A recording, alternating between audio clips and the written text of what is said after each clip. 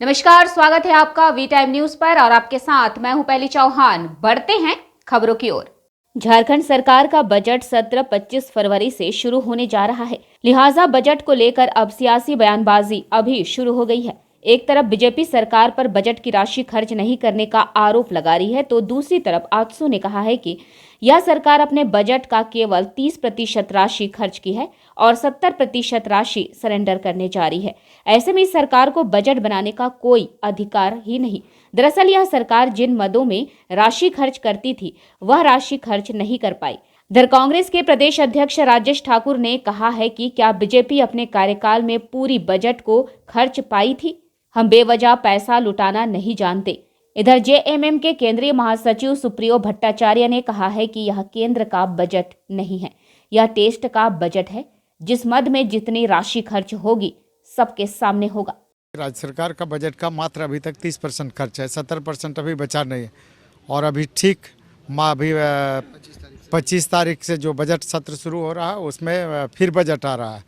तो अब पहले जो बजट में प्रावधान किया गया है उसका खर्च नहीं कि इसको खर्च के लेके सरकार के पास कोई प्लान नहीं है और फिर बजट लाने का कोई औचित्य नहीं है। कोरोना की वजह से नहीं हो पाया। देखिए, सरकार में इच्छा शक्ति नहीं है। अगर सरकार में इच्छा शक्ति रहती, सरकार का तंत्र बिल्कुल काम नहीं कर रहा, सरकारी तंत्र पूरी तरह से फेल हो चुका है। यही कारण है कि जो बजट में प्रावधान किया गया राशि है, जो गरीब का राशि है, गरीबों का खर्चा होता, राज्य के विकास पर खर्चा होता, उसको भी करने में पूरी तरह से ये सरकार नाकाम रही है। इस सरकार को निश्चित रूप से आप समझ रहे हैं कि राज्य का 70% बजट अगर सरेंडर कर रही है तो इस सरकार को अपने पद पर रहने का कोई नैतिक अधिकार नहीं। बजट लाने की आवश्यकता होती है। देखिए, एक बात मैं आपको जानकारी के लिए सिर्फ बता दूं कि जो बजट होती है, साल भर का बजट एक बार बनता है और वह विधानसभा के अंदर पेश होता है और वहां से पास होता है। यानी सरकार को बजटीय प्रावधान के तहत उनको खर्च करने की अनुमति दी जाती है।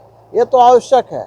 हाँ, बजट खर्च नहीं कर पाना इस सरकार के नाकामी का प्रतीक होता है। लेकिन बजट तो लाना ही पड़ेगा ना, आप सरेंडर कर दीजिए। ये सरकार ने मात्र 30% बजट खर्च किया है।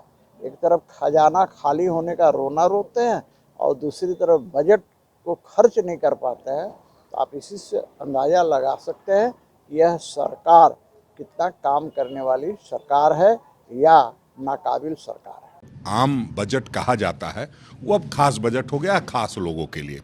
कॉरपोरेट टैक्स में तो छूट दी जाती है, लेकिन आम और व्यक्ति को जो मध्यम वर्गीय कहा जाता है उसके लिए कोई छूट नहीं है।